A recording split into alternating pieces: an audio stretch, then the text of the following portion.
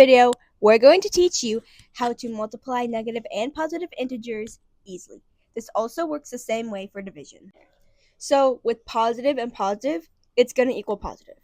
And it's the same thing with negative and negative. It's going to equal a positive. The reason for this is you can think of it as when you're in a car and you do a U-turn. You reverse the direction twice. And when you do positive and negative, it's going to equal negative. And it's the same thing with negative and positive because you only reverse it once.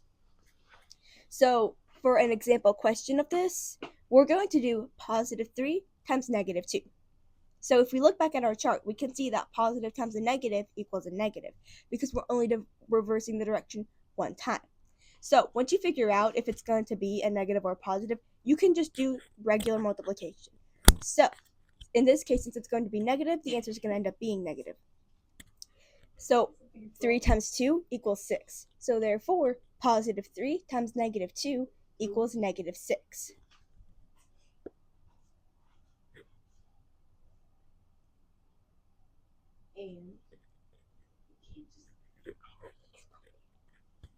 So for our next example question, we're going to do negative 2 times negative 4.